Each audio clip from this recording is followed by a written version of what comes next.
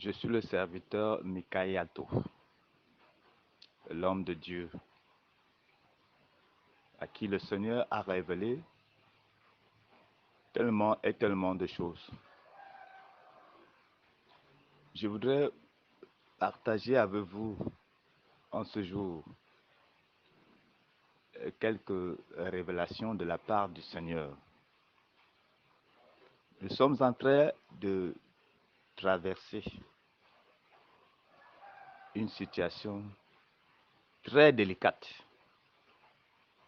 et qui est vraiment un sujet attirant notre attention, surtout vers ce moment dans lequel il y a tout un cafouillage, il y a tout un embouteillage. Nous ne pouvons pas simplement profiter le simple fait que ce problème, la santé, la maladie, est en train de pouvoir ravager le monde entier pour pouvoir nous tourner peut-être vers le Seigneur Dieu. Ce que je voudrais dire, c'est que depuis toujours, nous avons eu connaissance,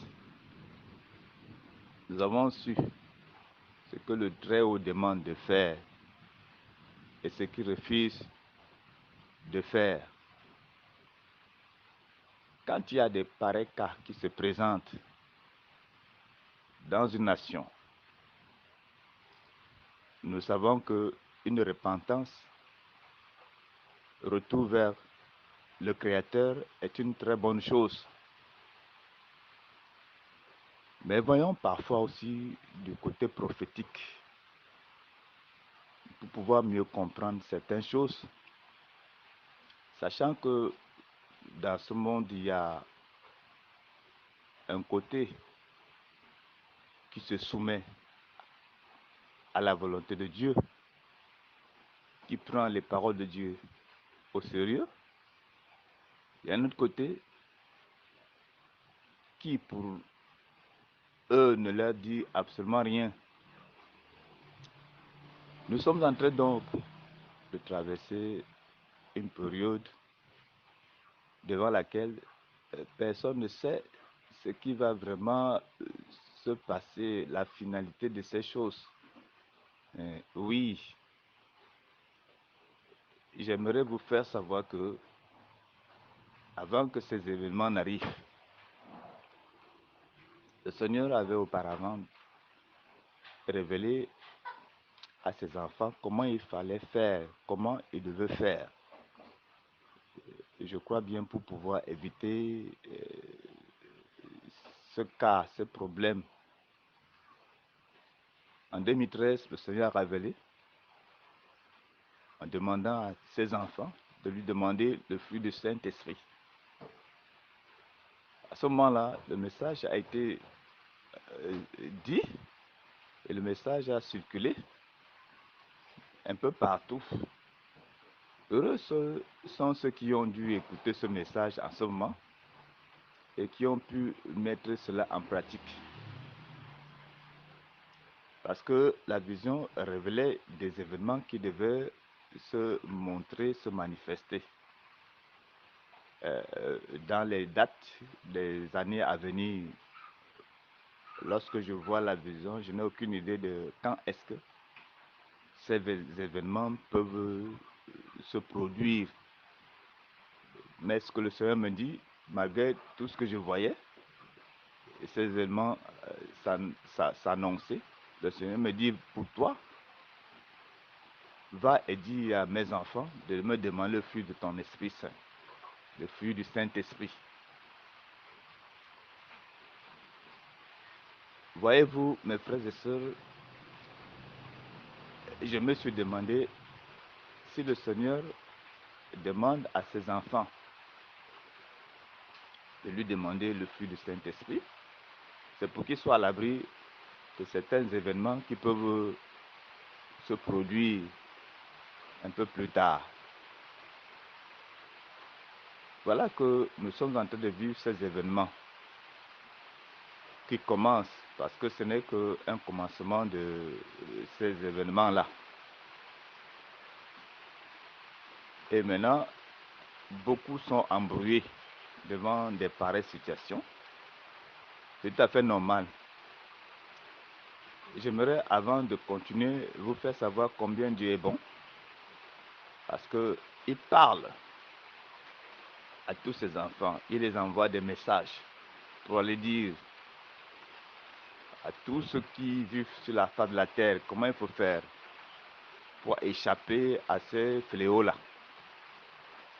Il parle à tout le monde.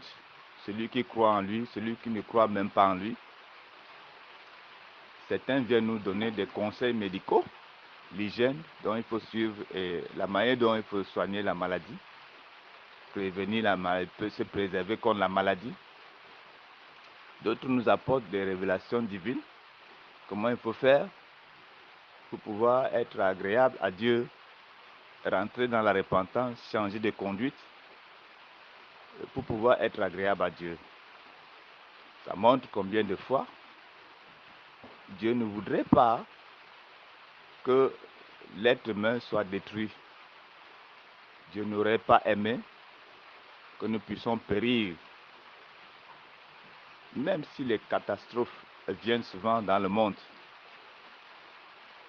c'est pour une raison. Même si les fléaux s'abattent sur la face de la terre, c'est pour une raison.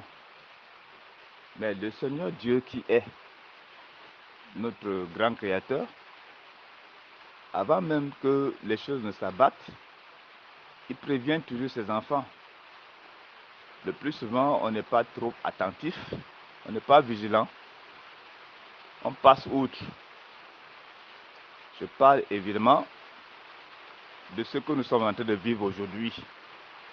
Le Seigneur a prédit cela depuis 2013 en envoyant ce message à tous ses enfants pour qu'ils puissent lui demander le fruit du Saint-Esprit.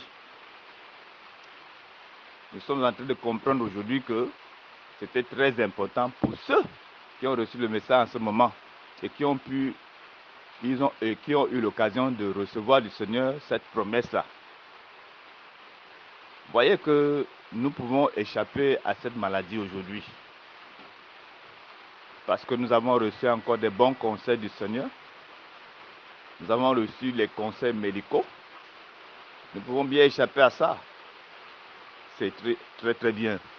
Demain, qu'est-ce qui viendra encore? Qu'est-ce qui nous attend encore le lendemain? Est-ce qu'il peut y avoir un autre événement afin de pouvoir nous neutraliser tous sur la face de la terre, nous détruire complètement, que ce soit homme âgé, que ce soit petit bébé, vieux, homme ou femme? C'est la question dont il faut se poser parfois quand il y a des événements pareils. Je pense que beaucoup ne se posent pas cette question. Mais je vous le dis qu'il y aura encore d'autres événements qui vont venir. Je n'aimerais pas beaucoup prononcer cela pour qu'on me prenne pour d'un certain prophète. Mais j'aimerais vous faire savoir que ce n'est que des signes. Et ça ne s'arrêtera pas là. Ce qui est important, c'est de connaître ce que Dieu veut de nous. Cherchons à le connaître, que toutes les nations essaient de comprendre. Même à partir de ces événements, ce que Dieu veut vraiment que l'homme puisse faire pour lui, pour que tous ces fléaux-là soient éloignés. Il en est capable. Il en est vraiment capable parce que déjà, nous avons des exemples. En Égypte, lorsque Dieu devait faire sortir son peuple par Moïse pour aller le servir dans la terre promise, pour le servir là où Dieu lui-même choisirait. Le pharaon, roi d'Égypte, empêcha. Il ne voulait pas laisser le peuple de Dieu aller parce qu'il avait un intérêt pour ce peuple-là qui était à son service. Dieu envoie des fléaux, il envoie des plaies ils envoient des bêtes comme signe. Et à chaque fois que le peuple égyptien était menacé et demandait à Moïse d'aller parler à son Dieu, Dieu écoutait Moïse et il refaisait partie les fléaux. Il diminuait ainsi le jugement, il diminuait les fléaux, il diminuait la maladie, il dégageait ce qu'il a fait venir. Il peut aussi anéantir ces fléaux-là tout d'un coup, en une fraction de seconde. Je voudrais donc dire que, quelle que soit la provenance de ces fléaux, si ce fléau vient par les erreurs des hommes, si ce fléau est venu parce que l'ennemi cherche à détruire la créature de Dieu sur la face de la terre, oui, parce que c'est bien possible que les gens puissent se lever et chercher à recréer notre non-monde avec la jeunesse. Ça, c'est bien possible que les gens puissent avoir ça dans l'idée. Sans toutefois, mais ils oublient que Dieu peut confondre la sagesse des sages.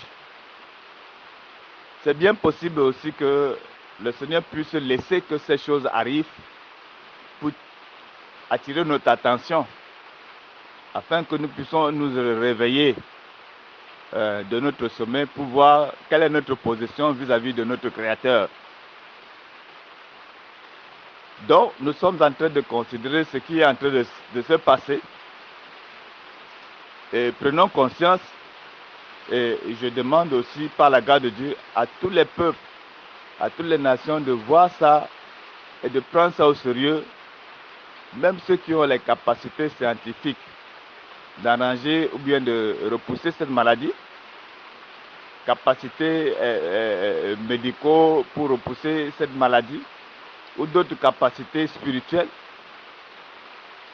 qu'on ne s'arrête pas à ce niveau parce qu'on a toutes ces sagesses et toutes ces forces et ces puissances.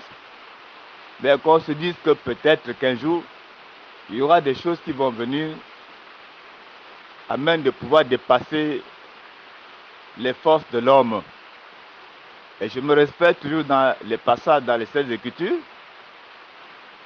Lorsque Dieu envoie des grenouilles, des plaies en Égypte, il y a des gens qui aussi, c'est-à-dire le groupe de Pharaon, ces magiciens sont capables de faire venir des grenouilles, c'est-à-dire ajouter le mal sur le mal. Mais jusqu'à un certain moment donné, lorsqu'il y a eu d'autres fléaux, les magiciens n'étaient pas capables, soit de faire revenir ces mêmes fléaux à la surface de la terre, ou bien de radicaliser ces fléaux.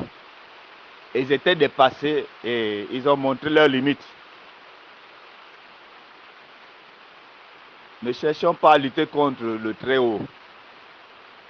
Ce qui est certain, c'est que tous les hommes qui veulent s'opposer à Dieu savent d'avance qu'ils sont déjà vaincus.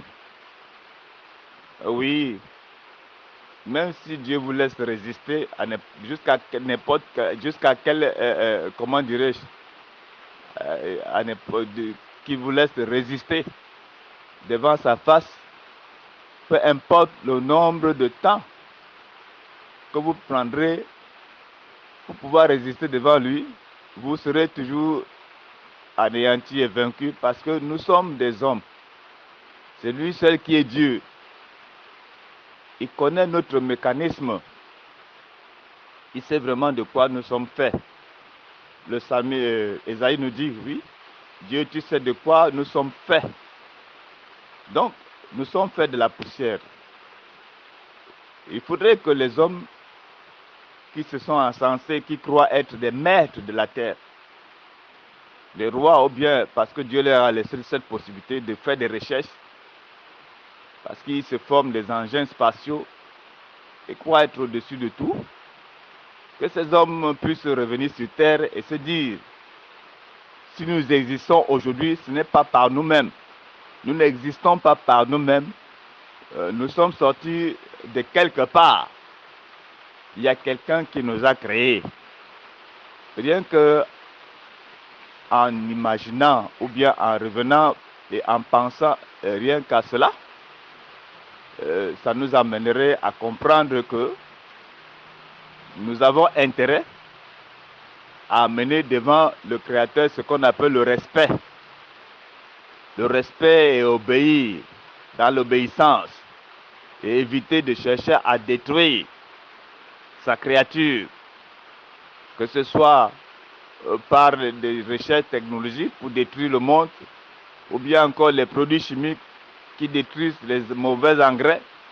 La malnutrition, ça vient toujours par l'œuvre mauvaise de l'homme. Dieu a créé tout pur, la Bible nous l'enseigne. Tout est bon, il a prié là-dessus, il les a sanctifiés. Mais l'homme aujourd'hui vient, son seul but c'est de gâcher ce que Dieu a fait et gâcher sa propre vie. Sa propre vie que Dieu a pris du temps pour faire. L'homme va se gâcher cette propre vie-là. Ça montre que l'homme, il est un ingrat. Si nous pouvons revenir à réfléchir à ça et demander pardon à Dieu pour qu'il nous aide,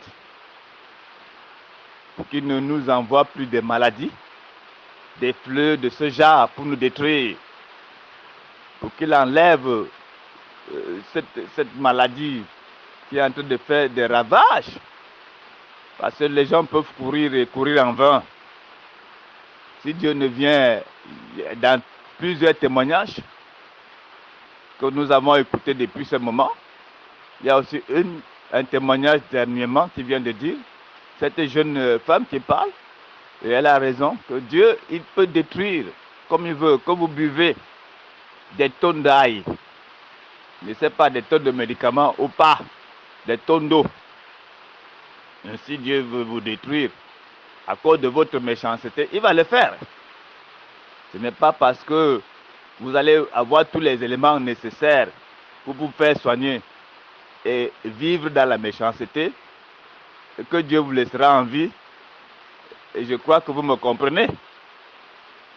Donc, si les fléaux comme ça viennent uniquement pour détruire les méchants, peu importe les taux de médicaments que vous allez prendre, vous serez détruit. Quand c'est la volonté de Dieu, c'est comme ça. Lorsque nous allons dans l'Apocalypse, le Seigneur, lorsqu'il envoie ses fléaux, dans l'Apocalypse 6, je crois, oui, quand le troisième ange sonne la trompette, alors il lui a été dit d'aller et de faire du mal à la terre, mais de ne pas toucher l'herbe, ni l'huile, ni l'herbe. Il lui a été donné, Dieu lui donne des consignes. La voix lui dit, va et touche simplement ceux qui n'ont pas la marque de Dieu sur leur front. Ce qui veut dire que Dieu voit et il contrôle toutes choses. Rien ne va se passer sur la face de la terre sans qu'il en soit au courant. Lamentation de Jérémie nous en parle. Il est important d'avoir la crainte de Dieu lorsqu'on se trouve dans de pareilles conditions. Et cela, je pense que l'Afrique a été encore à l'honneur lorsque le président africain a décrété un jour de jeûne et de prière. L'Afrique sensible, comme elle a toujours été, l'Afrique qui a toujours travaillé avec Dieu depuis l'origine et qui le fera toujours jusqu'à la fin, s'est démontré comme mère de l'humanité, qui aussi vraiment a souci de ses enfants. Le président a décrété un jour de jeûne, de prière, dont lui-même il a pris le peloton, il a conduit la prière. Ça peut paraître rien absurde, mais je vous le dis, le fruit de ce travail parle. Si nous avons les yeux matériels, nous pouvons voir ça comme rien. Et je crois que par la grâce de Dieu, si les autres peuples, les autres nations, les autres continents pouvaient faire la même pareil, il faut un peu d'humilité. Il n'y a pas de complexe là-dessus. Je pense que ça changerait beaucoup de choses. Même pour des jours à venir, ça éloignerait beaucoup de fléaux. Lorsque nous entrons toujours dans la Bible, Nous voyons Ézéchiel, un roi qui était malade, sur le point de mourir. Dieu envoie son prophète Ésaïe pour aller lui dire ce qu'il devait faire. Il a reconnu son péché, il s'en est repenti. Il ne s'est pas regardé comme un puissant roi et tout, mais il a reconnu qu'il était un être humain à ce moment-là. Il a prié, il s'est repenti, et Dieu lui a encore donné 15 années de vie. Dieu dit à son peuple, va et dis-lui, j'ai écouté ses prières. Pensez-vous que le Seigneur Tout-Puissant n'a-t-il pas écouté les prières des Africains? Si ces maladies sont en train de diminuer ou ça va diminuer, pouvez-vous imaginer que c'est aussi grâce à la prière des hommes africains, qu'ils soient de la diaspora un peu partout? Pouvez-vous penser à ces choses-là? Peut-être pas du tout. Vous allez me dire, je ne parle pas spécialement de l'homme africain, mais il faut quand même que vous compreniez la position de l'Afrique dans le plan de Dieu. Mes frères et sœurs, nous sommes en train de traverser des moments très délicats. Il ne faut pas que le peuple de Dieu s'embrouille. Cet événement, je vous le rappelle, est venu pour attirer notre attention, pour nous faire comprendre, d'après les prophéties qui ont été données, qui ont été révélées, les visions depuis 1981 et 1984 dans le ciel, les choses devaient marcher pas à pas. Et aujourd'hui, nous sommes en train de voir et nous sommes en train de comprendre qu'après cet événement, attendons-nous à l'avènement du Seigneur Jésus. Attendons-nous à l'avènement du Seigneur Jésus. Parce qu'il m'a été révélé toujours, dans le ciel, était écrit événement, avènement, enlèvement. Alors, nous sommes en train donc de vivre ces événements. Attendons-nous à l'avènement du Seigneur. Et j'aimerais vous faire savoir que le Seigneur est en train déjà de nous avertir. Lorsque nous devons nous repentir et changer de conduite, que cela nous soit pour nous une bonne occasion de mieux nous préparer pour son avènement. Que ce ne soit pas une repentance uniquement pour échapper à la maladie, mais que ce soit un début de la crainte de Dieu et que cela puisse nous permettre de mieux nous préparer pour son second retour. Parce que je vous le rassure, il y aura un grand miracle, il y aura un ordre mondial qui va se passer après ces événements-ci. Ce qui se passe aujourd'hui a été d'abord annoncé bien avant. Les gens n'ont pas cru, voilà, ça se passe. Et ce que je dis maintenant, même si vous ne croyez pas, ça va toujours s'accomplir. Exactement comme le Seigneur fait son travail. Alors, en nous préparant pour l'avènement de notre Seigneur, ça peut également permettre à Dieu de pouvoir repousser et de dégager tellement des fleuves qui avaient été réservés pour la destruction de ceux qui désobéiraient disons que qui désobéiraient avant qu'ils ne reviennent, qui désobéiraient et qui provoqueraient l'égarement de plusieurs personnes, qui provoqueraient également en apportant le traumatisme à ceux qui devaient au moins s'apprêter pour son retour. Ça, c'est pour les hommes, les enfants de Dieu, comme un signe précurseur de l'avènement du Seigneur Jésus, dont nous tenons compte. Nous voyons la prophétie de cette manière. On peut beau dire c'est la fin des temps, c'est clair, on l'a toujours dit, et c'est vraiment la fin des temps. Mais ce qui nous marque dans cet événement, c'est que après cet événement, il y a l'avènement du Seigneur Jésus. Alors que les peuples le sachent et que vraiment nous tenons ça en compte. Considérons ce que le Seigneur veut nous montrer encore et nous dire ce jour, afin que rien ne nous surprenne. C'est la première partie. Que Dieu nous bénisse.